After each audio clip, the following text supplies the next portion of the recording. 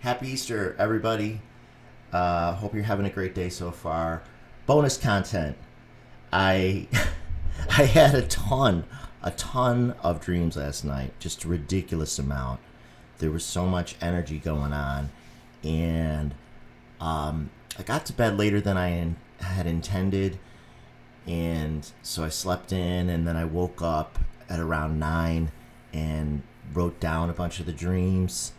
I typed them into my phone, and then I went back to sleep for a while. So I haven't been up that long. So if I seem a little sleepy, groggy state, that's why. But I got kind of excited because it was just ridiculous, the number of dreams. There's even more dreams than what I wrote down here that I might remember as the day goes, which is happens a lot, and sometimes with a lot of detail too. But it felt like that this was part of the Easter weekend energy that I was talking about in the video from a couple days ago. That like this very buoyant, sort of fun energy that is around. And on a related note, I was talking to a newer psychic friend last night, and we were discussing my book a little bit, and I was explaining that, sorry, itchy as usual. I was explaining that the later chapters of the book, which are coming up in the readings, are about dreams. And recall, there's 2 chapters of dreams, and that I had realized later that writing about the dreams and then having the end of the book tie into a dream sort of leaves you in a little bit of a dreamy state, or it didn't for me when I reread it a few years after it was written, and that was unintentional, but actually very satisfying in looking back. And then my new friend said kind of something along the lines of, well, maybe it's all a dream, or one of those kind of things, like everything is a dream. So you know how that goes when you go down that rabbit hole. But here we go. I'm gonna drop these hot, fresh take dreams on you. See what you think. The message of the day for Easter, and based on the dreams, is give peace a chance. Give peace a chance. The John Lennon song. So even when I woke up, I started to kind of pray that way and focus my thoughts that way. And I'm going to see if I can maybe do give peace a chance as my daily sort of prayer mantra for a little while, and see if it helps. See if it helps generally and helps me too. Okay, so here we go. Dream number 1 that I can remember. It was about a older Buffalo musician that I know. His name, I'll just say his first name is Jim. And not somebody that I know super well in real life, but a very multi-talented musician who can play guitar and bass and I think even keyboards, pedal steel, and he can sing. And he's kind of like more of an Americana performer. And hey, it's funny because he's always played in 1,000 bands at the same time. And he used to tell me that he would love to guest with my Hank Williams tribute band when it existed. That stopped just a couple years ago, maybe 5 years ago. But he was so busy with all these for hire gigs that he never, I called him a half dozen times to try to guest with us, and he was never available, and then I just gave up. So I don't know why he popped in, as he's, like I said, more of an acquaintance than a friend, but I do like him, and I think he's very talented. So in this dream, he was performing, and he was, the perspective for me was weird too, because he was sitting on like a sand bench, and I was behind him to his left, but like I was sitting on the floor looking up towards him and really only seeing the back of him. Later in the dream, I saw him from the front, but at this point, I was just seeing him from the back, and what he was doing was he was creating the organ that he was going to either play or pretend to play by pushing the sand with his hands into the shape of the organ. So, but what was crazy was I think he started from the top and went down, but as he pushed it, each level was, each horizontal part of the organ was perfectly level. So like it was like a magic trick, because he went and then the curves of the organ were in it, and like it sort of had an ornate sort of shape to it, and then came down to the keyboard and he pushed that in, and then he went down further and he kept pushing the sections in, and it looked like he made it look easy and magical. And then he kind of even like, I don't know if he took a tool, but he kind of like went back and even just like and put in the extra details on the side to kind of carve out the side of the organ that I could see. And then, so checking my notes here. Yeah, that was, and then he was, I couldn't tell if he was actually playing it or if he was pretending to play it, but he was singing a song, some kind of like rock Americana song, and I got the impression people were there and bopping along. And then in a separate dream, the same guy who I then saw from the front, this was also like a performance, like it wasn't real, because it didn't seem ominous. He made a plant-like man who was made out of dirt, like disintegrate, and it may have been even part of a song that he was singing. So he's exacting this revenge, and the plant man, just kind of like crumbles in front of everybody. And again, it seemed kind of like a magic show or a spectacle. So yeah, that was that dream. Let's see. Yeah, that's all of it, but it was pretty bizarre. And then I guess this is kind of related because it's also a music dream. Then, and multiple dreams were at music bars, which is something that I really missed during COVID. So I know that that's on my mind. So there were multiple dreams like that.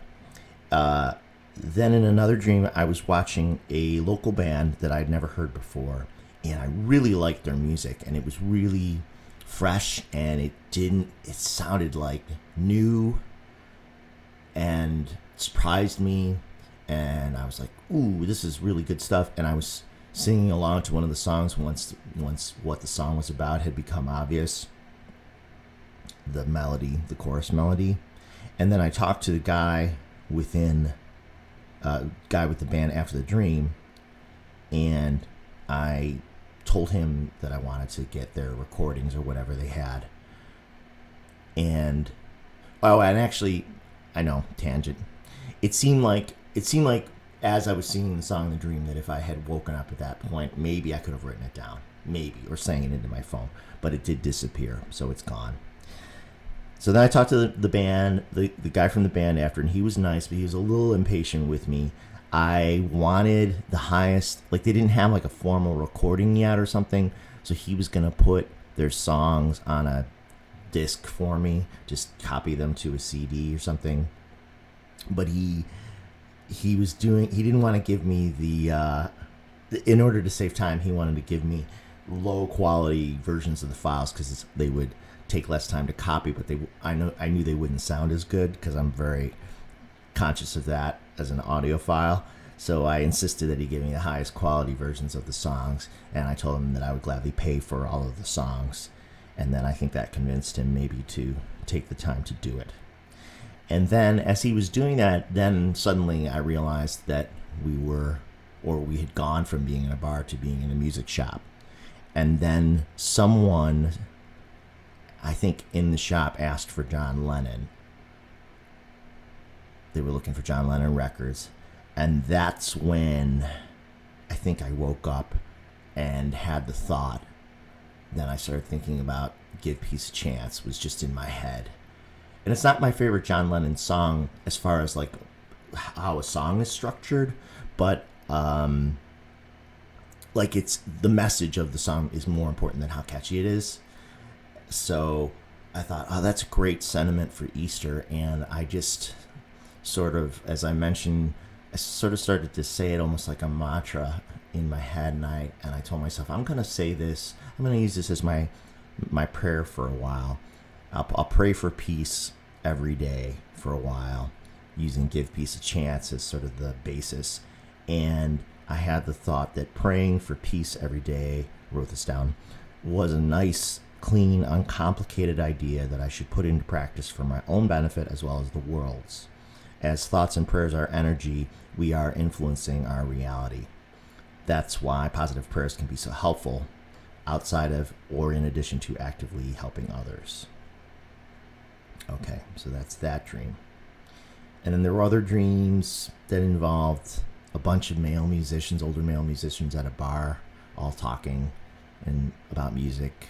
And they were looking around for girls or women. I mean, women.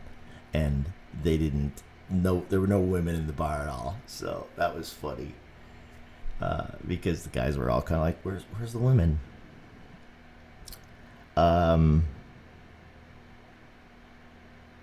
Let's see. In another dream, I was performing for a small crowd. I was performing by myself. And during the show, someone sold me 2 bikini tops, but no bottoms, which they were colorful, like either like green or pink or something.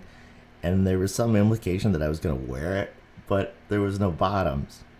And then one of the women was like, how brave you are to wear that bikini. Like it was a political statement or something. But I was like, I'm not wearing that bikini, or 2 bikini tops. Okay. Don't know what that's about. Then in another part of the sort of related dreams, then it seemed kind of like it was like a bar or a party or just like a scene of people.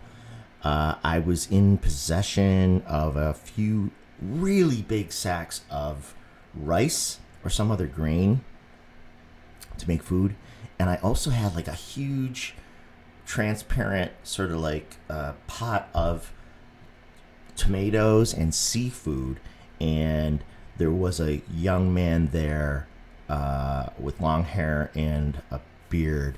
And he was going through the tomatoes and picking out some of the best ones and picking out some of the best seafood, and he was saying like these are the ideal ones for cooking, like, so choose more of these and we'll cook it up. And then there was a young woman chef there who said she would cook for the group, and I asked her if I could basically cook with her so I could learn how she was gonna cook, because I cook a little bit, not a lot, and she was clearly knew more. So that was interesting. But unfortunately, the meal never happened. So, as I got maybe distracted with these other people in the bar, when I came back to talk to them, they were gone, or it was much later or something. But so that was a little disappointing, but it was okay. It wasn't super tragic. I think they were okay. Let's see. Then I dreamt. Seriously, these are all dreams in one night. I'm not making it up. That's how it is for me sometimes.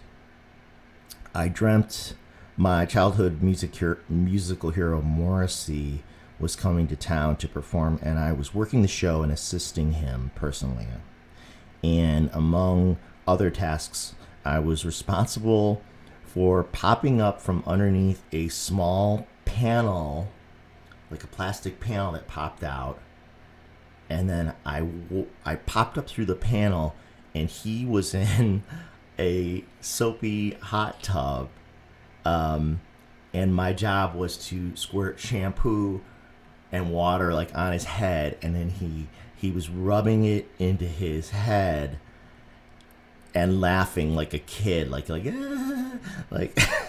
and he was overjoyed and bobbing up and down, and it was like open to the fans or something that he was just in this outdoor hot tub. But the hot tub seemed like it may have even been attached to the back of a truck, which then related to another dream that comes up.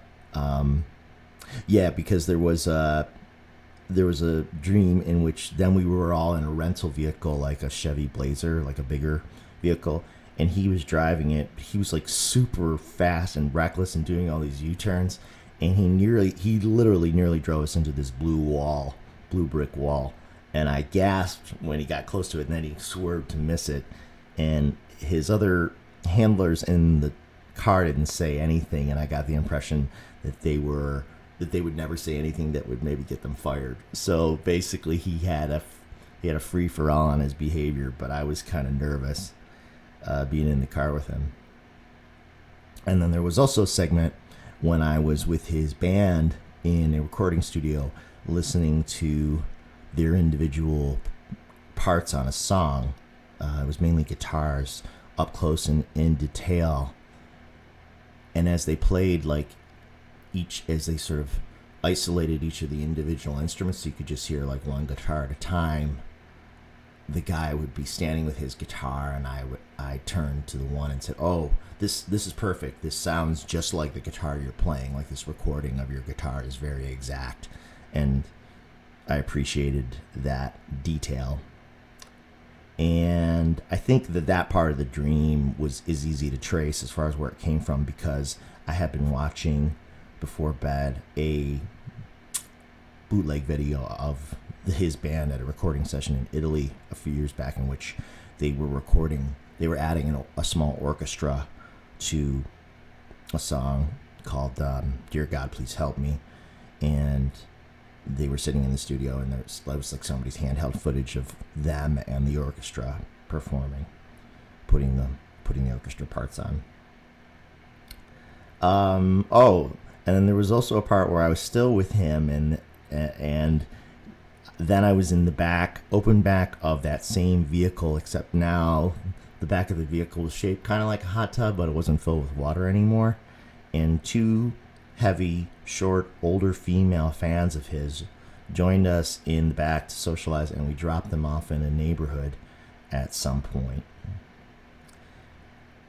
And then that dream splintered into a related dream in which I was watching some contractors work on a house in a neighborhood where all the houses were really close together, and they were surrounded by greenery that was very lush and green. And the contractor and the guy with the house might have even been relatives, and they were arguing about the job. And then the contractor left, and the homeowner showed me the work, which actually looked really good.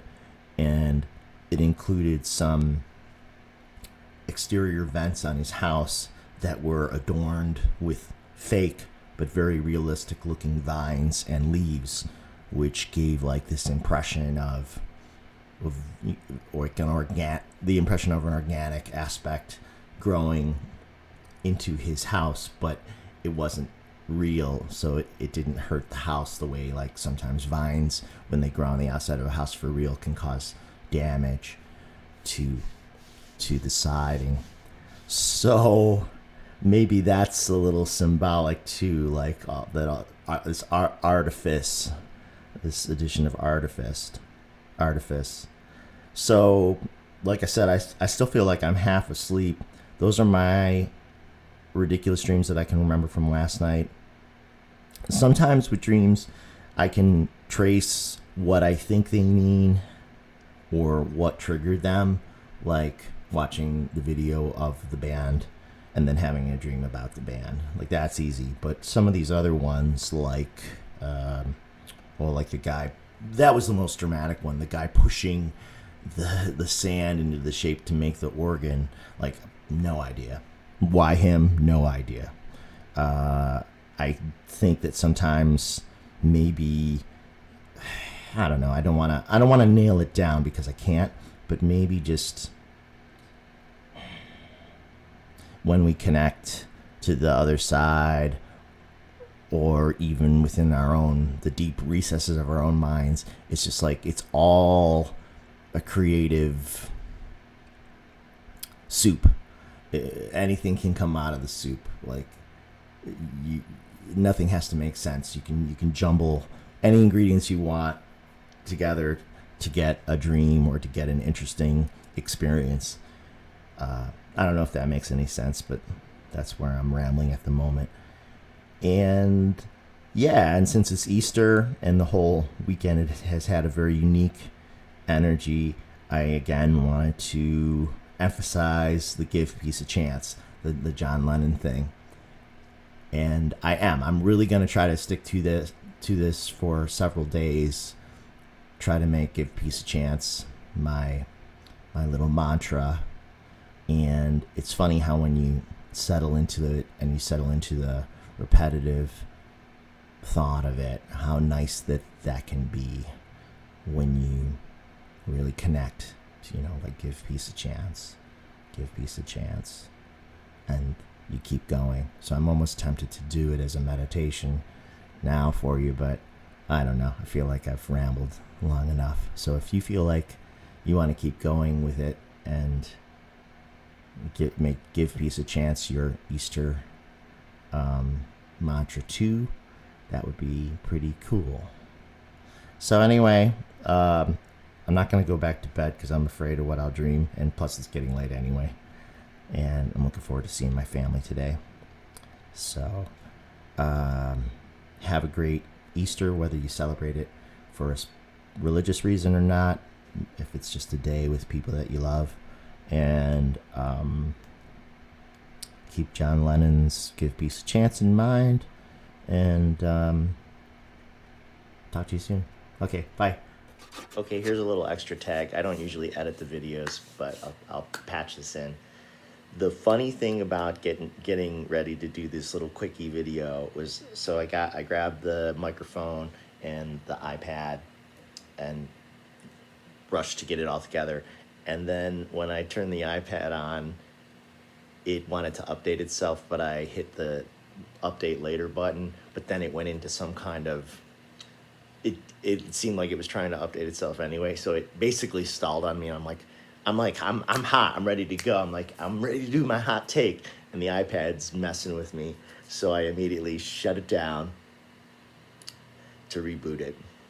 And then at the same time, I had my iPhone in my other hand, and I was opening the notes feature, which is where I had written down what the dreams were, and then none of the notes would appear. Like, I was tapping on all the titles of the notes, and they were just blank pages. So I'm like, oh, wow, you're messing with me too. So I shut down the phone and rebooted the phone so that would cooperate. And both devices cooperated after I rebooted them. But then, just before I started, a spider that has been around the apartment for the last 3-4 days basically walked across the carpet from the couch where I'm sitting all the way across the rug, and Gabe, my cat, was right here, and he looked like he was gonna try to get him, so I had to restrain Gabe while, like, get going, spider, because I've been trying very hard not to. Well, I don't kill spiders anymore inside the house. I take them outside usually, but sometimes I even just let them hang around. I just figure, okay, you don't bother me, I don't bother you. And the funny thing about that is, true story, when I was a kid, I still am afraid of spiders, but when I was a kid, I was really afraid of spiders. And I got it in my head at some point that if there was a spider in my room, then God was mad at me. No idea where that came from. There's no reason for that, but for some reason that got in my head. But then over the years, as that has changed, now a couple summers ago, I had a spider that was in my kitchen for like weeks, and seemed totally content, and would crawl into like the web and then crawl into the space at night and then come out the next day. And then I had to do some work on the window, so I moved the spider. It was the middle of winter or fall. So I used a glass to actually relocate the spider to the rear shed of my house that's attached to the house, so it's not outside, but it's a little cooler. The spider lived in there for like a week, did the work on the window, went back to the shed. The spider was in the exact same spot, put the spider back in the glass, took the spider back to the kitchen to the original window in which it lived, and it lived out its natural life in the window until literally it was a skeleton. So when I saw this other spider, which was not small but not huge, the other day in the kitchen, I didn't do anything about it. I just let it go, and it made its way into the living room behind me towards one of the torch lamps. So I guess apparently in between then and now, it decided that it wanted to hang out on the couch, which is fantastic because, you know, that's where I spend my time. So I guess that's better than the bedroom. And then, of course, as I'm getting ready to do this video, it comes crawling between my legs. So when I got Gabe out of the way, because I spooked Gabe, so he's run off somewhere, I blew on the spider until I blew it into the corner, and then I have been ignoring it since then. So I don't know where it is. I'm not going to worry about it. He'll or she will do her thing and we'll be good. But it's funny because now, after all those years, I kind of regard spiders, I wouldn't say like as God loves me or is happy with me, but they're more, I flipped the script on the meaning of spiders. They're more of a positive symbol for me, whereas when I was a kid, they were related to my fear. So that's how this day's going so far. Happy Easter, right? Okay, give peace a chance. Later.